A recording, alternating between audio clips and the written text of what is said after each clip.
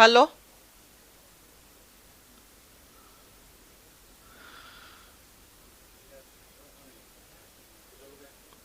Hello? At the outset, I heartily welcome all of you for having accepted my invitation to grace the occasion. This is a meeting of N Krishnan Memorial Trust, a registered body, registered in 2012. The main objectives of the trust are to publish books, conduct seminars, help needy school children, women and aged people. The books to be published include translations from books written both by foreign authors and Indian authors, mathematical books, books for children, and great works of Bhakti tradition. The other seminars proposed to be conducted include salient features of Alvar's Pasurams and Guru Bhakti as exemplified by Madhurakavi Alvar. The trust has been named after my father, Mr. N. Krishnan, a voracious reader, spending a lot of time and money on books. And these books are there in our collection. For me, these books, apart from their intrinsic value, are dear to me and have a lot of sentimental value. Of my father's good friends, many were booksellers. He who took me to the libraries, bookshops, and to Moor Market is no more, but he has left behind a legacy which has to be passed on to the future generations. The present collection includes books collected not only by my father, but also his father, Mr. R. Narayanan, who wrote under the pseudonym Rana. Rana, in spite of being a freedom fighter and advocate, chose the profession of writing. He authored many books, both in English and Tamil, and edited many magazines like Hindustan, Jai Hind, and Swadandra Sangh. Notable among his works were translation of Emerson's essays from English to Tamil. The task ahead of us is to make the collection of books accessible to students, researchers, and book lovers. To achieve this, we need some infrastructure and persons to run and maintain the library. Our trust was formally inaugurated by Mrs. Kamila Nazar, wife of the well-known actor Nazar, in September 2013. Then, another meeting was held under the auspices of the trust, where the late Mr. K. Sachidanandam, advisor to the trust, introduced Dr. M. Govindarasan, who spoke about Tulasi-Dasar Ramayanam at Balaka Nursery School, Gopalapuram, in January 2014. Then, the popular drama Tenali Raman, written by late Padma Shri Na Muthusamy, was staged and performed by Koothupatrai at the same premises under the auspices of the trust in February 2014. Then, in August 2015, the famous director Mishkin delivered a lecture, Random Thoughts on Film Making, at Gokhale Hall near Vivekananda College. The program was most memorable as the director spoke with great passion and clarity, and the hall was jam-packed. Then, the late Mr. G. A. Sachidanandam gave a lecture on history of numbers in September 2016. He spoke about the book Engalin Varalaru, written by Mrs. Rohini Jagannathan, myself. The book won the Tamil Valachithurai Award. After that, we had a meeting titled The Writings of Late R. Chudamani in December 2016. Here also, the late Mr. K. Sachidanandam stressed the greatness of Chudamani as a writer and asked the audience to read at least some of her short stories, as she had depicted various incidents from life in a very realistic and touching manner. A lecture was given by Dr. A. S. Ilangovan, who was at that time Regional Officer, Sahitya Academy, Southern Region, Chennai, at Gokhale Hall, about books being our best friends in May 2017, and Mr. Mishkin was the chief guest. Swami Ramakrishna Bharati gave a lecture on the principle behind Ramayana. Under the auspices of the trust, in December 2017, followed by an interactive session on the subject. Then, in November 2019, a talk was held at Balaka Nursery School, Gopalapuram, under the auspices of the Trust. Mr. Gopu of Tamil Heritage Trust spoke about Introduction to Indian Art from Indus Valley to India Today. The Trust now proposes to expand its activities. At present, the Trust is managing with contributions from well-wishers. I would like to tell you that monetary contributions to the Trust are eligible for IT exemption under Section 80G of the Income Tax Act. Today, Mr. Krishnakumar will deliver a lecture on Terracotta temples of Bishnupur. Mr. Krishnakumar, an IT professional, has many interests and hobbies. He has been blogging since 2009 and has written about 1,400 articles on his blog named Indian Columbus. He covers multiple aspects such as history, legend, heritage, iconography, temple architecture and water bodies. It is a popular blog having around 21 lakh views. Mr. Krishnakumar has authored and published books on Ramayana and travel guides. He has delivered many lectures on subjects ranging from Bhubaneswar temples to Chor Ramasamy. He has conducted heritage walks. He has written and acted in a few short videos promoting heritage. He has also acted in a short film. He has written several book reviews. His blog was ranked as one of the best blogs in multiple forums. He and his blog were featured in many prominent newspapers numerous times. His blog can be found in the bibliography section of a few recently published books. There are different types of temple architecture. Wait, the speaker has an alternate view. Mamalla, yes, we know the great Pallava king. No, he will introduce you to Mamalla of Bengal. Sounds interesting. There will be more details. We welcome you to come and join his lecture. Before that, as a token of appreciation, I request Mr. Karuna Prasad to honor him with a shawl.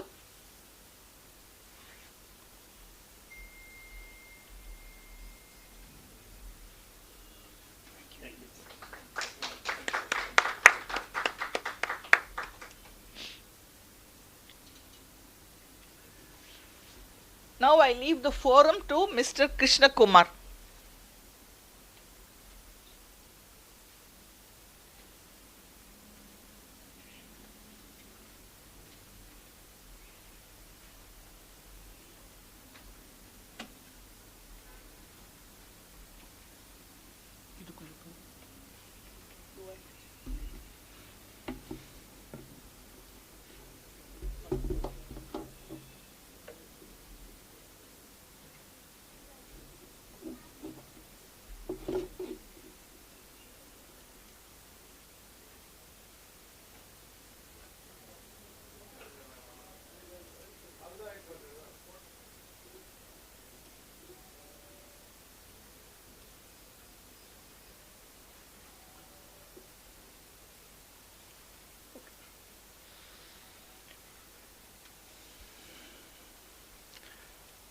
Hello everybody, thanks for joining me today.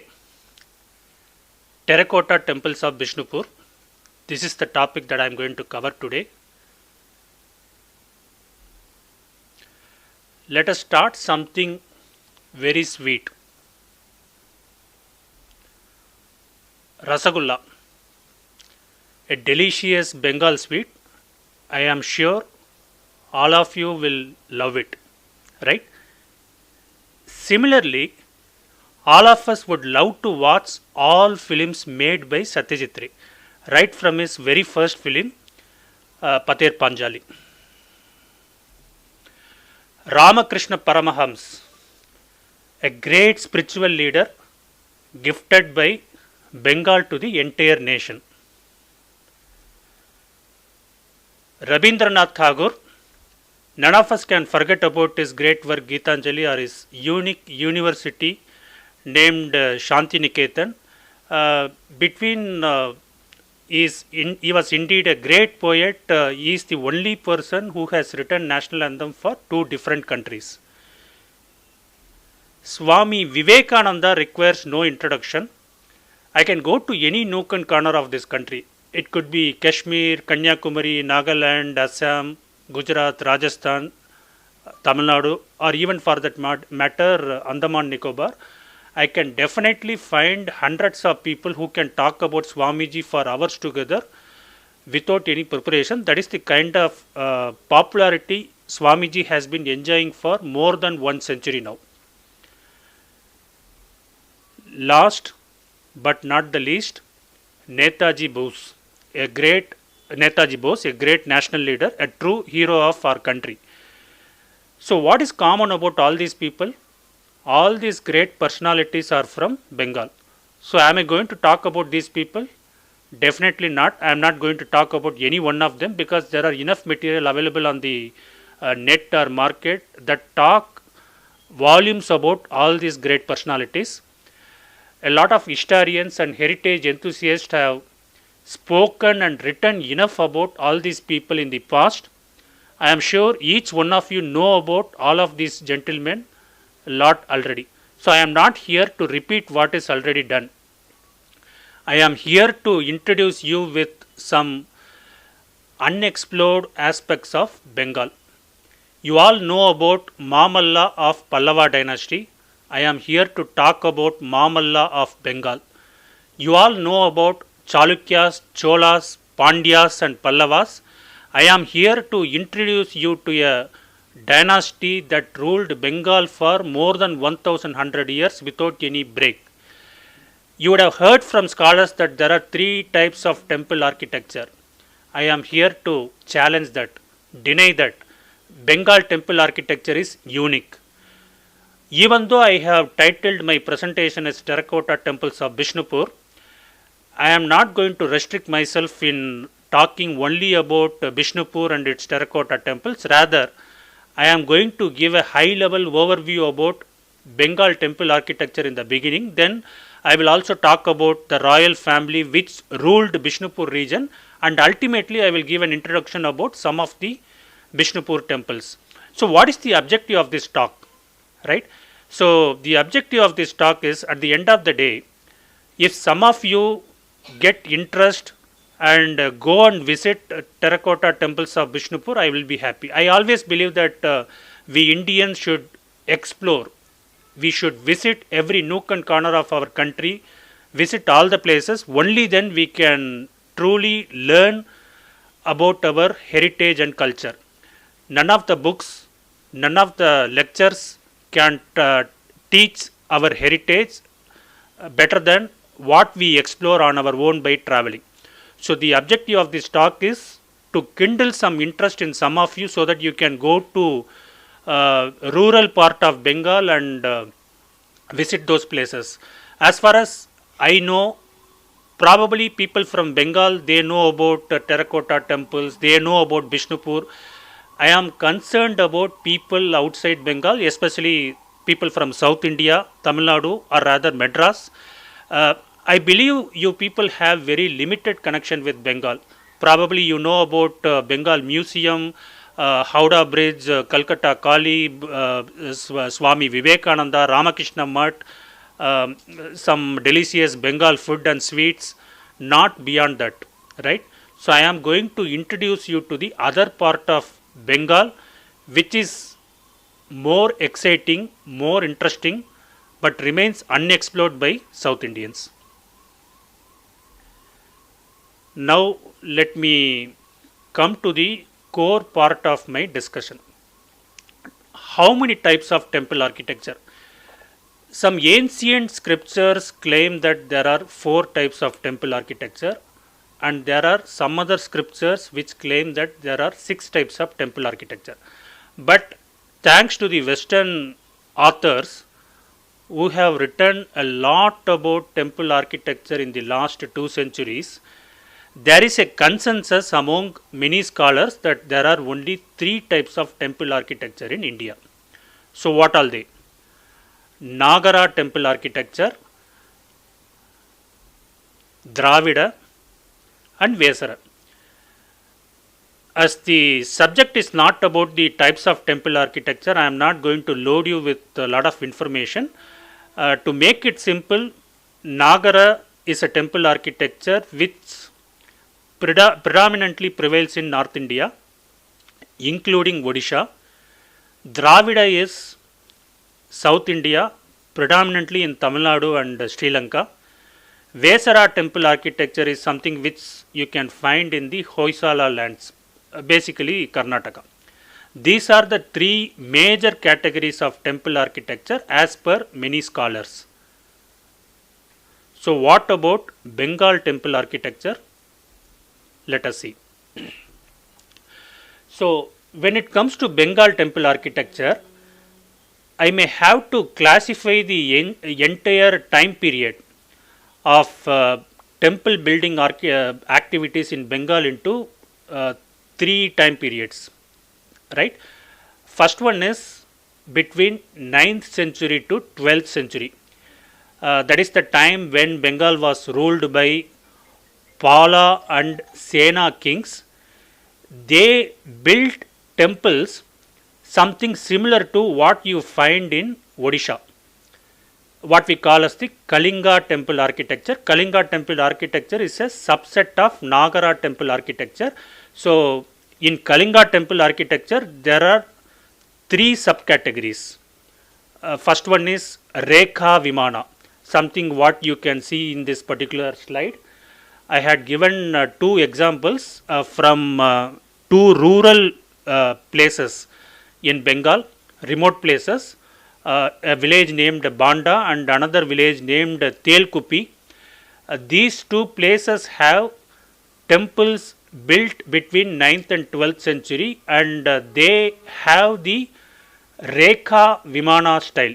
So, Rekha Vimana is nothing but a vertical, a tall tower, curvilinear towards the top and having a disc on top, right? Something similar to what you see, and you can find hundreds of such temples in Odisha because typically it falls under Kalinga temple architecture. So, the temple architecture that was traditionally followed in Bengal between 9th and 12th century, they followed Kalinga temple architecture and they are not unique. Okay. So, this is second subcategory of Kalinga temple architecture. Again, you can find such examples in Bengal also. I had given two places, Danton and Kesiari. These two villages have Pida type of Vimana. So, what is Pida type of Vimana? So, again this will fall under Kalinga temple architecture, where you can find the superstructure with multiple tiers. So, the bottommost tier would be much broader or bigger. The next tier would be comparatively smaller. The third tier would be more smaller, and so on. So, multi-tier superstructure. This is called Pida temple architecture. You can find hundreds of examples still in Odisha. Then the third one is Vallabhi temples. This is again a subset of Kalinga temple architecture, where the base as well as the superstructure will be somewhat rectangular in shape.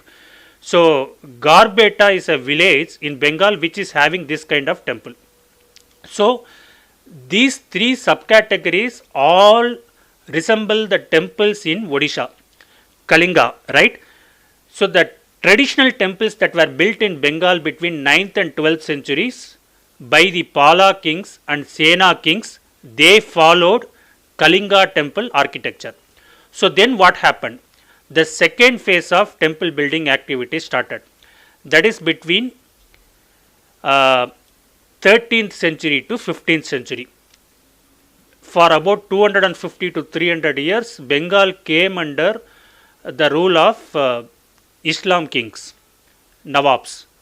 So, the temple building activities were completely stopped.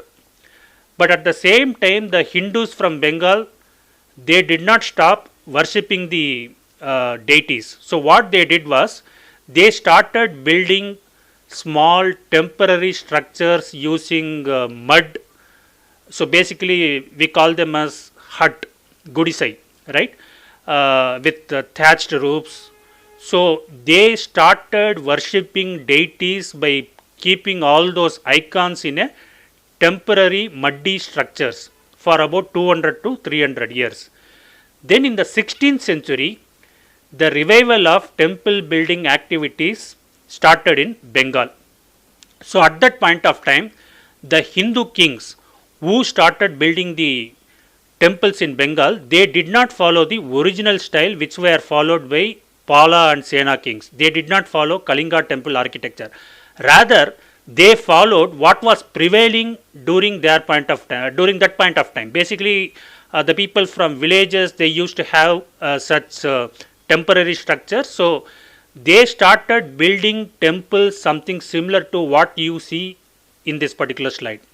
So they are nothing but similar to a simple hut. Chala means hut in Bengali language. So do chala, do means two. Two chala means two roofs, sloping roofs. Right? The picture on the left hand side, you can find a simple structure with two sloping roof, that is called dochala, and slowly they developed the architecture in such a way that there are few temples having four sloping roofs, something similar to what you see on the right hand side. They called it as charchala. So thus a unique temple architecture style evolved in Bengal sometime in 16th century. It does not fall under any three major categories of temple architecture. So this chala had multiple variations: do chala, char chala, and then odd chala, that is 8 chalas, and then bara chala, meaning 12 chalas. So a simple concept. Even today also you can go to Delhi and a few places in Uttar Pradesh, you can find some Islamic structures. They follow the dochala kind of roof. They call it as Bengal roof. Technically they started calling it as Bengal roof. Interestingly, if you go to Mamallapuram, Draupadi Ratha, similarly, if you go to Chidambaram, the golden Vimana of Chidambaram, right, Nataraja. So they also look something similar to dochala, but there is no connection between them, right? There is nothing to do with the dochala temples that evolved in 16th century in Bengal and the temples which were built by Pallavas and then by Cholas in Tamil Nadu. Probably they look similar, but they have no connections. So dochala, charchala, artchala, barachala. Then another style emerged. So if you have two structures, two small temples with dochala superstructures adjacent to each other, you are connecting them. So connecting meaning jodna. In Hindi or probably in Bengali also, jodna meaning connecting. If you connect, if you combine two structures, then it becomes jod bangla, right?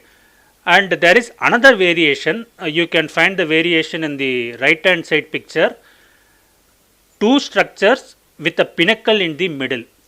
That is also jod bangla. So jod bangla type will have two subcategories: merely two buildings or two structures with a pinnacle in the middle. Then came Ratna type. This is another unique style of Bengal temple architecture that evolved in 16th century. So the kings of Bengal who followed Hinduism, they got inspired by the Islamic structure. So based on that, they started building their temples with pinnacles. They used to call the pinnacles as Ratna. If you have one pinnacle in the superstructure, it is called Ekaratna. If you have 5 pinnacles, then it is called Pancharatna. Both the examples are given in this slide. Similarly, we used to have 7, 9, 11, 13, 17, 19, 21 and 25 Ratnas. So I had just given two photographs, one for Navaratna, that is 9 pinnacles, and another one 21 Ratnas, 21 pinnacles. So when rural people worshipped their deities in the huts, there were rich people of Bengal. They could not build temples between 13th and 15th century, but at the same time what they did was they used to have a separate structure, a small house kind of thing within their mansion. They used to live in mansion, palace, a big complex. So they devoted one small structure for deities. Technically they were also called temples. So those structures used to have flat roof. In Bengal they used to call this type of temple architecture as Chandani or Dalan. Dalan or Chandani. This is the name of this particular style. So far we have seen 4 styles, right? Chala, Bangala, Ratna, Dalan, and then we have a very unique style. I am sure nobody would have talked about this. This is called moat. During the beginning of 19th century in Bengal, people started building temples something similar to this. The influence is obviously from churches, right? So the base would be rectangular, or it would be octagonal, or it would be 12-sided, but you will have a steeple on the top. So they used to call it as moat. Unfortunately, you cannot find even a single temple in West Bengal today in this style. I don't know what happened. Probably they got destroyed or they are not there. Few temples were there in East Bengal, which we call as Bangladesh nowadays. I am not sure whether they are still there now, but it used to be there. Not only that, besides this, there are so many unique styles. You can find those unique styles in 1 or 2 places, not much examples, not many examples. So it is very difficult to name them and categorize them. So you are going to see those examples in the next 2 slides. I don't have any names or categories, and there are no parallels. So they are all built based on some influences that was prevailing at that point of time, or mixture of 2-3 different styles. So Bengal, it's an interesting place. You can keep exploring its literature, history, heritage, and even temple architecture, but unfortunately people have explored enough about literature, cinema, plays, movies, everything, but hardly anybody would have explored enough about the temple architecture and iconography of Bengal. That is an unfortunate thing. In fact, that is the intention, one of the intentions of my talk, to create awareness about unexplored heritage of our country. So I have covered about the temple architecture of Bengal, a high level overview idea. So now let me give an introduction about Bishnupur location. Bishnupur is a city located in Bankura district. Bankura district is located somewhere towards the northwestern side of Kolkata. A 4 hours drive from Kolkata, you can reach Bishnupur. It's not even a city, it's a town, right? So what is history of Bankura region? We all know that Bengal was called as Vangadesa in our Puranic times. Even nowadays also we call it as Vanga, right? West Bengal, Vanga, whatever it is. But this particular Bankura region had a separate name even in the Puranic times. If you refer to Mahabharata, a kingdom is referred to as Shuhma kingdom, Suhma Desh. Even Raghuvamsa calls this place as Suhma. So this Bankura region was known as Suhma kingdom during the Puranic times. Historically, it was called as Mallabhum or Mallabhani because it was started by It was founded by Malla dynasty.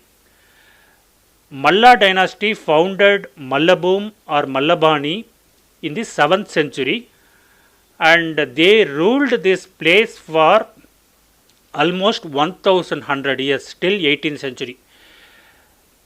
It is sad that many of us do not know about Malla dynasty. I don't see any parallel in Indian history. Same dynasty, kings from same lineage. Watch my words. Same dynasty and kings from same lineage ruling the same region without any break for 1100 years. There is no parallel in Indian history, right? So, unfortunately, their history remains unknown to the mass of India. So, this Malla dynasty ruled this region for about 1100 years, right from 7th century till 18th century. In 7th century, in Pallava kingdom in South India, we had a great wrestler named Narasimhavarma Pallava. He was called Mamalla. As per many historians, not as per all historians, as per many historians, Mamallapuram is a city named after Mamalla. We all know that, right? Narasimhavarma Pallava was named as Mamalla mainly because of his wrestling skills. At the same time, in Bengal, we had a equally talented wrestler named Raghunatha. I am calling him as the Mamalla of Bengal. He was the founder of Malla dynasty. He was a great wrestler, so people started calling him as Malla or Mamalla, and the dynasty that he started was Malla dynasty. Later, historians started calling him Adi Malla. His name was Raghunatha. I am not going to give a list of all the Malla kings and talk about them, but because that is not the intention of this talk. So let me talk about 2 or 3 important kings of Malla dynasty. Bir Hambira. He ruled Malla dynasty in the 16th century. He was a contemporary of Akbar. During his time, there was revival of Vaishnavism in Bengal. You would have heard about Gaudiya Vaishnavism, started by Chaitanya Mahaprabhu. Srinivasa Acharya was a follower of Gaudiya Vaishnavism. Originally, Bir Hambira was supposed to be a ruthless ruler. Fortunately, he got a chance to meet Srinivasa Acharya in Bishnupur. So, it changed his mind. He went to Vrindavan. He worshipped Lord Krishna. When he came back to Bishnupur, he started building so many temples for Lord Krishna in Bishnupur and named all the deities of those temples after the deities of Vrindavan. If you find the names of temples in Bishnupur, you can they look similar to what you find in Vrindavan. So people used to call Bishnupur as Gupt Vrindavan. Gupt Vrindavan meaning a kind of replica of Vrindavan or secret Vrindavan, something like that, right? So actually, if I am given a chance, I can even call Bir Hambira as the father of revival of temple architecture in Bengal. The reason is, till such time, almost for 200 to 300 years, hardly any temple was built in Bengal. So he was the one who started building temples in Bishnupur. He started building the temples as terracotta temples, and he followed unique temple architecture, or rather I would say he introduced a new unique temple architecture, something whatever I had already discussed about. Slowly it spread even beyond Bishnupur and all over Bengal. Thus a new temple architectural style started prevailing. So Bir Hambira is the first person to start building Bengal temple architecture with unique style. And Raghunatha Singha is another major ruler of this particular dynasty. During his time, Gharana music was revived. And Chaitanya Singha is the last king of this particular dynasty, and unfortunately during his time there were lot of natural calamity and internal family problems, invasions, so many problems. He got loan from East India Company which he could not pay back. So ultimately East India Company took control of this particular region in 1766. So thus the popular rule which was lasting for about 1100 years came to an end in the 18th century. So now let me go to the core part of talk. Bishnupur temples, terracotta temples of Bishnupur, that is the title, right? So far I was talking about Bengal temple architecture and gave an introduction about Bishnupur kings, and now I am going to talk about the actual temples of Bishnupur. The reason why I had to give all those introduction about Bengal temple architecture and all, without if I don't provide those introduction, whatever I am going to talk now will make no sense. Merely I will throw some names which is of no use. My objective is you people should clearly understand the Bengal temple architecture, then you should go and visit the temples of Bishnupur so that you can appreciate the art form, right? That is the intention. Bankuda region in and around Bishnupur, the Malla kings, it is said that they had built around 450 temples, and we have currently around 150 temples. 150 temples among 450 temples, but when I say 150 temples, not all the temples are under worship. Some of the temples are not under the control of ASI. Some of the temples you cannot find deities, but just for the sake of calling them as structures, we can say that there are about 150 temples in and around Bishnupur. In Bishnupur city alone, there are about 30 temples, 30 terracotta temples, and I am going to talk only about 4 temples today. So when I say terracotta temple, let me clarify one thing, because there is a misconception among even Bengalis.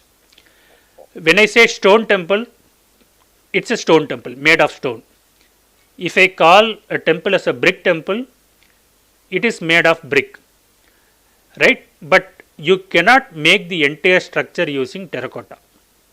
So when I say terracotta temple, you should not think that only terracotta was used to build a structure, which is technically not possible. Stone temple, laterite temple, sandstone temple, brick temple with terracotta images embedded, terracotta panels embedded on the walls, on the pillars, on the ceilings, they are technically called as terracotta temples. So that is something which you should understand, because you cannot technically make the entire building using terracotta, which is logical, right? So the first temple which I am going to discuss briefly is Kestaraya temple. It is one of the most beautiful temples of Bishnupur. People generally call it as the star attraction of Bishnupur. It was built by Raghunatha Singha, the last king of Malla dynasty, in 1655. The entire temple, in fact, the temple architecture, if you look at the temple architecture, you can find 2 sloping roofs with a pinnacle in the middle, right? As I had already briefed, this type of temple architecture is called Jod Bangla style. So locally people used to refer to this temple as Jod Bangla temple also. They forgot the name Kestaraya, rather they refer this temple as Jod Bangla temple. The exterior walls of this particular temple have lot of terracotta ornamentation depicting the scenes from Krishna Leela, Mahabharata, even scenes from social life. Importantly, you can find Portuguese soldiers depicted, because obviously at that point of time there were a lot of Portuguese soldiers found in the maybe in the army of British, I don't know. So you can find Portuguese soldiers depicted on the panels of this particular temple. So In the next 4 to 5 slides, I am going to show you some of the photographs taken in this temple. As you can see, these are all miniature sculptures. It may not be more than 1 foot wide. Small miniature sculptures, miniature panels depicting the scenes from Ramayana. Here you can find 2 elephants fighting with each other, other animals are fighting with each other, men riding camels, men riding horses, all are made using terracotta. Here you can find a unique scene. One important thing is, whatever sculptures that you find on the terracotta temples of Bishnupur, they are very unique. The iconography is not something which is commonly found in other parts of India, other temples, right? As you can see in this particular slide, Kali is fighting with 2 asuras. Those 2 asuras, having bow and arrow in their arms, they were seated on elephants. So this is something which you cannot generally find in other temples. Similarly, I found one interesting sculpture. Unfortunately, I don't have that photograph now, where the divine wedding between Shiva and Parvati was depicted as a sculpture. Shiva is depicted as a old man of about 70-75 years old man, whereas Parvati is depicted as a 10 to 12 years girl. So which is very unique, right? The iconography is completely unique, you cannot find anywhere. Some of the Bengal scholars have written enough about the temples of Bishnupur, temples of Bengal, I do not deny that, but to my knowledge, no one has explored or no one has written about the unique iconography of Bengal temples. That is an unfortunate thing. If you go to even a small temple, a small terracotta temple in Bishnupur, you can definitely find minimum 200 to 300 sculptures. So nobody has documented, which is very unfortunate. If God permits and wishes, I might be doing that in future. So these are all some more photographs that I have taken from Kestaraya. We call it as false door. It's not a door, it's not a window, but it was made of terracotta, which we technically call as false door. So such things can be found abundant in number in these temples. Again, some war scenes. I can also find Narasimha killing Hiranya and many soldiers marching along with their animals. These are all different scenes. Few more photographs from the same temple. So look at the carvings. Right from bottom to top, you can find multiple panels, and each panel will have multiple sculptures. Unbelievable. And look at these sculptures. I don't know whether you are able to see that. One sculpture depicts Kartikeya with 6 heads seated on peacock fighting with an asura. The lowermost middle one is Ganesha fighting with a asura. The lowermost left one, it's very unique. A goddess fighting with an asura. She is seated on a horse, and look at her head. It is tiger. Tiger headed goddess seated on a horse fighting with an asura. Very unique sculpture. I don't know what is the name of this goddess. Nobody knows because there is no documentation. This is second temple, Madana Mohana temple. This is again a brick temple built in Ekaratana style. This is also having obviously a lot of beautiful terracotta ornamentation. The one difference between the previous temple and this temple is the previous temple had terracotta panels only on the external walls, whereas this temple has the terracotta ornamentation in the interior walls also. So both interior as well as exterior walls are full of terracotta ornamentation. That is the beauty of this particular temple. It was built by Durjana Singha in 1694. So look at the base of this broad pillar, so many sculptures, and this temple complex is very big. So you can find apart from the main shrine, you can find many other structures also, but all those structures will also follow the unique style of Bengal temple architecture, like chala or pinnacle, something like that. So these are all some other photographs of the temple architecture, back side of the temple. From whatever angle you look at the temple, it look extremely beautiful. So look at the front side walls as well as the broad pillars. Everywhere you can find only terracotta images. This is interior wall. So many sculptures, beautifully carved. And look at this right hand side photograph, a very broad pillar with multiple layers. I don't know how to call this pillar, whether it is a rectangle pillar, octagonal. Each layer has multiple size, very broad, and one pillar alone will have definitely 150 sculptures. Ladies forming an elephant, similar to what we find in Dharasuram and other temples, right? Now I am going to next temple, Shamarai temple. The first temple had terracotta panels in the exterior wall. The second temple had terracotta panels on the exterior as well as interior walls. This temple is a fine example for having terracotta panels everywhere. Wherever you turn your face, you can find sculptures, you can find ornamentation, you can find decorations.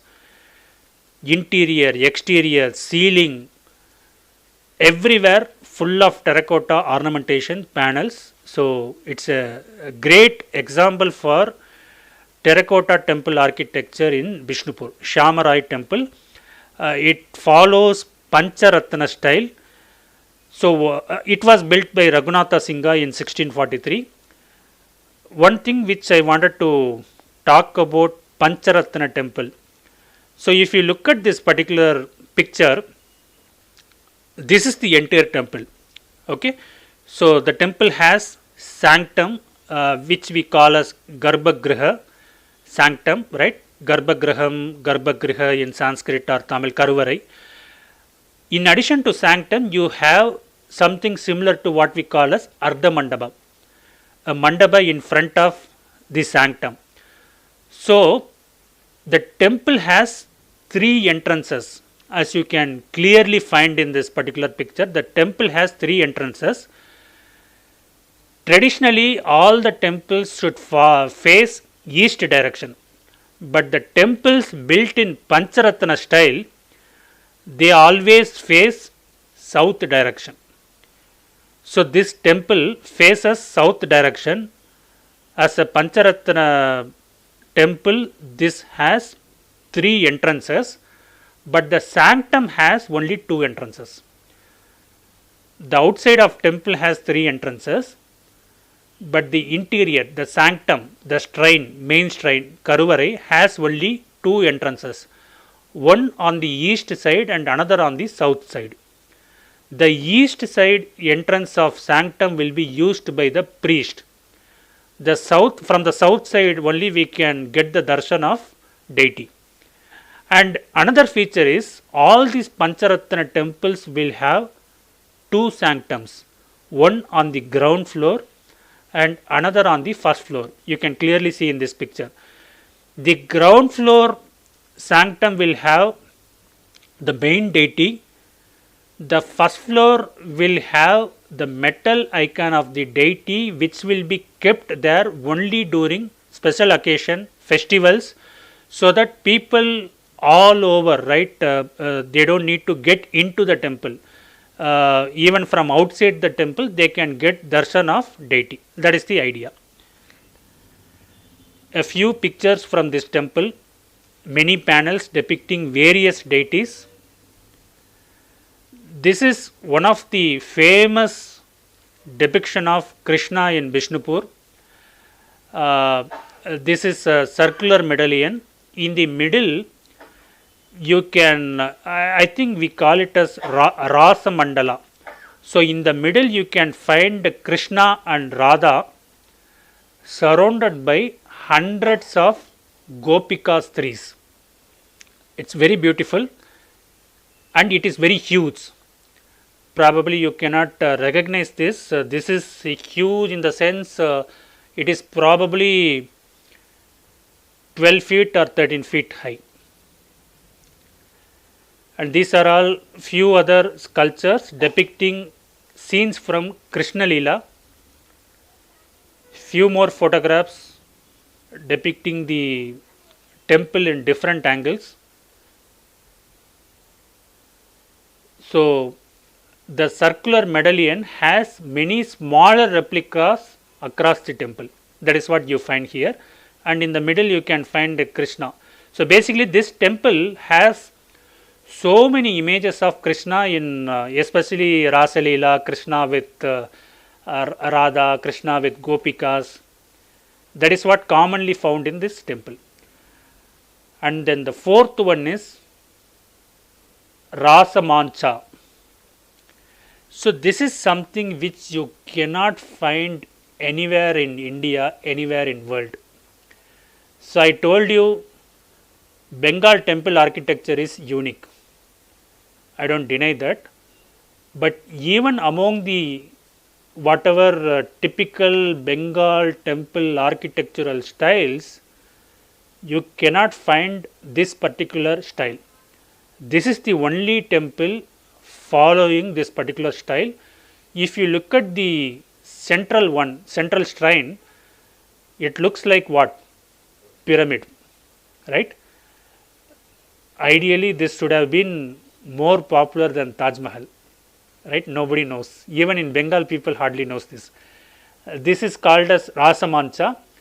The central one shrine, main shrine, looks like a pyramid. It is surrounded by 3 corridors.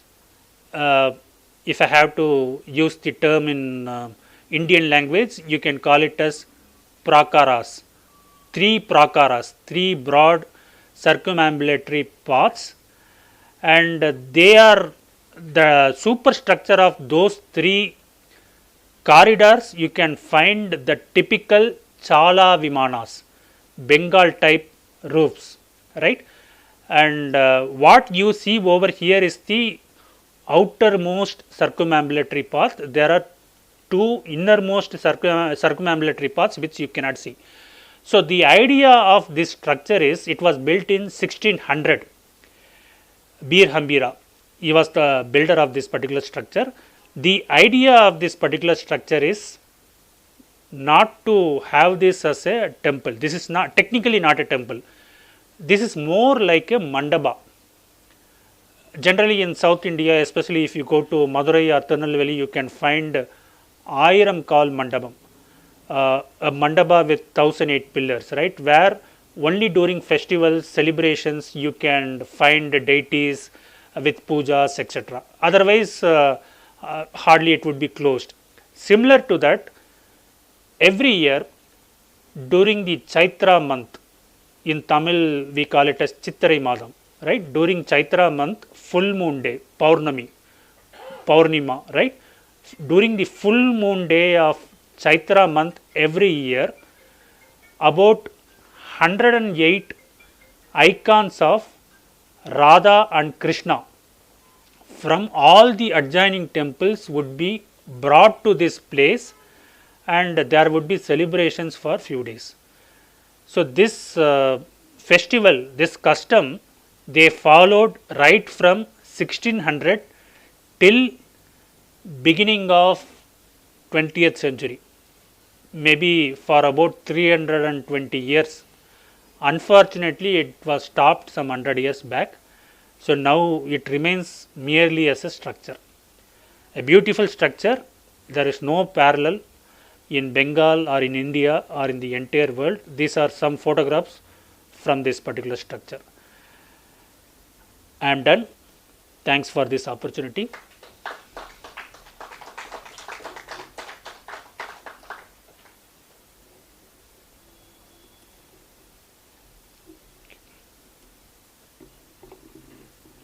Thank you.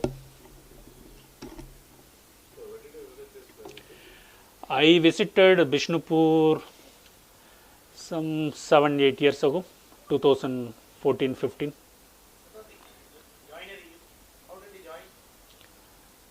How did they join in the sense? The panels. Technically, I don't know because nowadays nobody builds terracotta temples, unfortunately.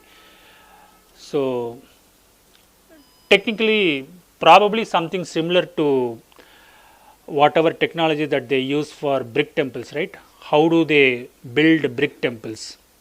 It's not merely brick, right? Even you can find some small terracotta panels or sculptures even in temples outside Bengal also. Same technology. Any other question? I have visited almost 30 temples. I have written about all the temples elaborately in my blog. Around 20 temples I would have visited. So whatever was practically possible, even I ensured that temples that were closed also kept open for my purpose and visited. But there are few temples which are located inside the forest which I could not visit. So I would have visited about 20-22 temples, and I have written about all the temples in my blog. Some of the main temples, whichever I have shown as the examples, they are all under control of ASI. So they maintain it very well, but hardly anybody visits those temples. But they are all maintained very well. But something similar to few monuments in Mamallapuram which you can never visit, because always you can find a well preserved monument with a gate locked always, right? Something similar to that. But comparatively it is preserved well. But the unfortunate thing is nobody realizes the fact that there are hundreds of such terracotta temples that are found between Shantiniketan, you know, right? That is more like a separate town. From Shantiniketan to Bishnupur, there are hundreds of temples found in the rural places, completely neglected. Nobody knows about them, nobody cares about them. Some of them are used as the temples by the local villagers. Instead of Krishna, you can find some other deity. Some of them are completely neglected. People started building houses using those structures. That is there. Only few temples in Bishnupur are well preserved, but not the other temples. That's what. Out of 450 temples, we hardly have 150 temples now. 10 years down the line, hardly we will have 50 temples. That is the truth. Okay. Indian Columbus, I have been traveling for about 25 years. So due to my profession, I had to I had to go to Delhi for 5 years. So that was the first time I visited a place north of Chennai, or rather Tirupati, right? I had never been to any places outside Tamil Nadu till then. So when I went to Delhi for the first time, it was sometime in 2000-2001, right? So obviously the monuments in Delhi, they were very exciting because I could not find any such places somewhere near Tamil Nadu. So I started visiting all the places every weekend. Then slowly I started loving travel. So Delhi, you know, right? It's a center. You can go to any state just by traveling overnight, be it Rajasthan, Kashmir, Ahmedabad, wherever you want to go, you can go. So like that, I started exploring all North India. Then after about 5 years, when I came back to Tamil Nadu, I continued to visit places. Then after one point of time in 2009, I was wondering I have been visiting hundreds and hundreds of places. What is the use? Even I will not remember them in future. So for me to remember, and at the same time it should be useful for others also. So then I started documenting them in the name of blog, Indian Columbus. That's how I started. So after I started writing, when I started writing, I used to write with some basic details because I did not know about architecture, iconography. But afterwards I started exploring, I started learning more, reading more. Thus nowadays even to write a single article I take 6 months. So basically my interest in multiple subjects started with my mere interest of traveling and photography. So I started the blog in 2009. Yeah, so wherever I have used photographs from some other sources, I have mentioned the names. Thank you. Thank you.